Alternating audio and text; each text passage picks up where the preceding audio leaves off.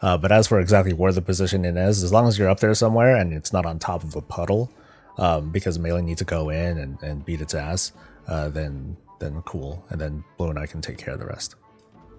Okay, I'm ready.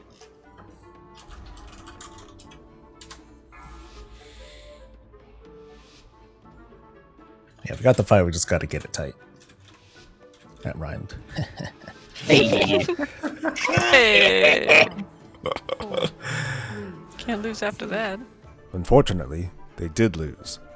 Hey, it's Soul, and welcome back to Warcraft Weekly, the first weekly of 2021, and boy, it sure feels good to come out the other side, right? I mean, we can finally put the pandemic behind us, the social unrest has dipped down to like 0, we can just chill and enjoy the greener grass. I think there's a word to describe this feeling of bliss and relief. What is it? Denial.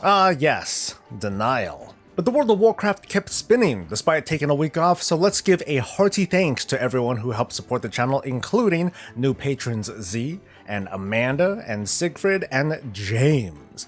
It's a lighter news week considering the holidays, so let's start off with some older news that we missed.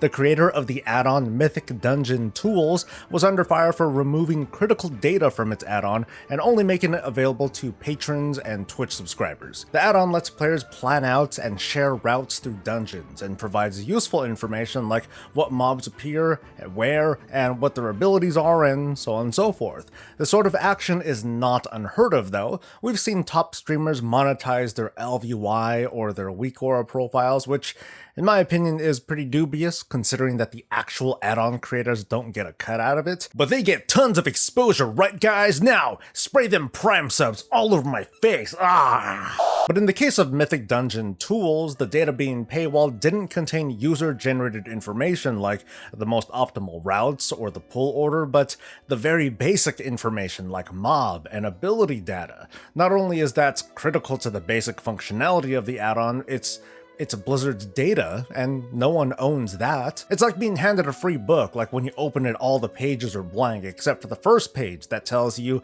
you gotta subscribe for the information in said book, or you gotta write it all in yourself. The internet at large was not very sympathetic to the change, especially how poorly it was communicated to them, but those details are a little bit less important. A handful of folks went the extra mile though to harass and threaten the add-on author. A handful of folks went the extra mile to harass and threaten the add-on author, which is like, dude, don't do that. Not over this. Others still just took a version of the add-on with all the data and rebranded it as their own, which, long story short, is pretty much an okay thing to do. But fast forward, the author of Mythic Dungeon Tools reverted the change and all is well, except for a damaged reputation and mental state, to which I'll repeat my comment on harassment. Dude, don't do that. Not over this. For the most part though, that story is over. But this does reignite the discussion over compensation for add-on creators. One topic that I'll bring up here, whether they should be entitled to compensation in the first place. This goes back to the era of making custom content like maps in RTS or FPS games because the tools were either reverse engineered or they were provided to us, and budding creators made stuff as a hobby. That sort of mentality follows us to today, where it's confidently argued that making add-ons cannot be a side hustle, it's just a hobby, and a paywall flies against that. Blizzard itself has its own add-on policy that the functionality of an add-on or a premium version of said add-on should not require money, or I guess there shouldn't be a premium thing, period. However, there are some questionable add-ons out there. The one that I find most offensive, Zygor, is one of those add-ons that helps guide you through leveling, telling you where to go, what to do, and pretty much everything in between. A trial version of this add-on is free, offering a guide through just about nothing, while the subscription, the aka full version, costs $10 a month. And folks wonder why buying and selling boosts is a thing. Trade Skill Master, which is another add-on that I use personally to build my empire of glyphs and gliders, also offers premium access to data, but personally I don't think this is as bad. It's still bad, but it's not as bad because the add-on on its own is still fully functional. Add-ons like Zygor somehow get around these add-on guidelines because the add-on itself works, but I guess you're paying for the data, which sounds like a lot of BS because the data is critical to its functionality. I even squeaked that. Critical, wow! But that's on Blizzard to enforce. The vast majority of add-ons make no attempt to walk that line, and instead they take donations, or nothing at all. I believe that, within Blizzard's guidelines, add-on creators do deserve to at least ask for voluntary compensation, but in doing so they take up a certain responsibility to do it right. We've seen where we can get something like reforging and then it's taken away, and a number of folks are still mad about that years later, but that's an in-game thing, and Blizzard developers are insulated because they're a team. Regular people, like the guy who made Mythic Dungeon tools, they're a lot more exposed to backlash. Obviously, we can't be expected to pay for every single add-on we decide to use. The payout model from CurseForge isn't perfect either. It's not unlike monetizing on YouTube or Twitch, where the biggest and the most popular will take all the money while the rest are just crawling for scraps. But is there a solution? I don't know. I've at least tried to pay it forward with my occasional features on lesser-known add-ons to create more exposure. And yes, let me disclose, I make a few bucks off of those videos, but at least that's ad revenue. It's not someone else's money, that is not yours. So is there a better working model for add-on creators to monetize their content? Let's hear your thoughts in a comment. This week, the Shadowlands story continues to lurch forward with the second-to-last chapter of the Covenant campaigns, as well as the budding romance of a king and queen. Brrr. With it opens the Twisting Corridors, a 144 climb for a mount, and a story to tell. I'd tell the story in detail, but as soon as I get to Protection Paladin, many of you would be turned off from it. But after having completed it, I can speak just for me, that 1, I can finally start playing the game, and 2, I had a really fun time because I enjoy this sort of gameplay, scrounging around for the boons and perks that I need to make it to the end, and then test this wonky build against that final boss. But I can also say that there's no tangible reason whatsoever for me to ever go back in there again. I've pretty much exhausted what it has to offer. Sure, there are pets and other things that drop from the bosses, but I'm gonna let that happen naturally as I work the cell blocks throughout the rest of this expansion. That said, I do plan on running it on alts just to see if I can do it. If you're familiar with my Horrific Vision project, you know that I'm a special kind of sadist, but in all seriousness, it's solo content like this that gets me excited to play other classes. In group content, I'm a tank through and through. But the weaknesses of the Twisting Corridors and Torghast itself are very, very apparent. It's a lot of time investment for a sharply diminishing return. And for all the time and effort that Blizzard had developing Torghast, as well as the upcoming special events starting next week, they haven't even happened yet, it's extremely disappointing that even with that, the replay value isn't where it could be. This is something that we would expect from daily quests, Covenant Callings, or the daily heroic, as in we eventually move on from certain content and put our focus into something tougher or rewarding or, both. And as much as anyone denies it, Shadowlands is very forgiving about not pulling players in multiple directions for the sake of powering up so many different things. But this also highlights just how sensitive designing these sorts of activities can be. Take the island expeditions from Battle for Azeroth, for example. In short, it gave player power in the form of AP, and it gave tons of cosmetics, including BOEs that you can sell for gold. But again, speaking for me, I ran no more than like a dozen of them throughout the entire expansion because I didn't like how timers distilled the gameplay down to that go go go mentality to the detriment of everything else. And it just wasn't worth being 1 or 2 levels ahead on my neck level.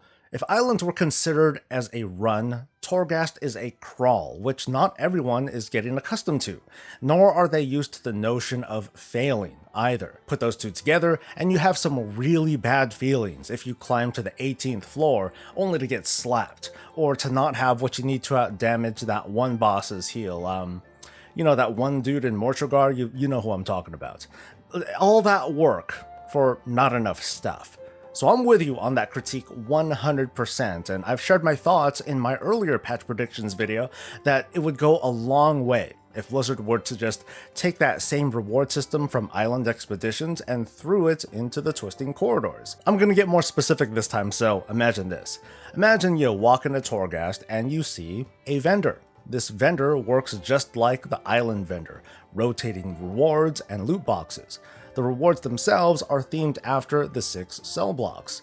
Now, I couldn't care less what these rewards are. I wouldn't mind if the design was borrowed from Islands, as in a bunch of recolors and a few unique models. That's an easy motivator. So how do you buy this stuff?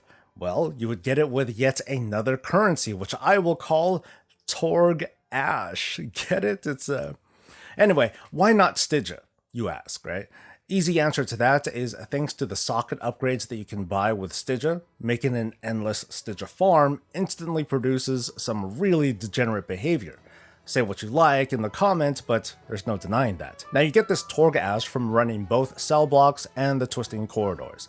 The amount of ash that you get from cell blocks is modest at best, with a weekly cap just like the Soul Ash. The real gains come from the Twisting Corridors because you can still run this as much as you want. Since the Twisting Corridors has 3 bosses per climb, I figure that the ash from the first boss is going to be less than what you get from the second boss, and much less than what you get from the third, meaning that the most efficient method of farming Torg Ash would be to full clear a layer 8. Where I'm sure that you and I are going to come to a disagreement is with regards to the difficulty of the Twisting Corridors. Now, I soloed it, and I didn't fail a single layer, and I attribute that to the following order: being a tank, having the experience, having good luck on anima powers, etc.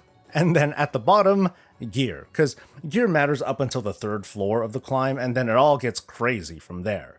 Some classes do have an easier time running solo, but I can tell you that overall, Torghast is just more fun with friends, who can complement shortcomings, synergize on strengths, and maybe most importantly, just breaking the silence. There's a sense of pride in solo accomplishments, sure, but there's no achievement for it. I think that's a lesson that's been learned from Horrific Visions. Just like with the cell blocks, you can count on hotfixes and rebalancing to make the Twisting Corridors more palatable, to take care of the extreme outliers, but in the meantime, humor me and consider what I think Blizzard's vision of the Twisting Corridors is. It's a crawl. It's not expected for anyone to complete any more than the quest that's related to it. It's a really rough place that you want to take a friend or 4 and go on this hours-long expedition. Make a plan. Grab some snacks and drinks, assign a few roles, and then start climbing.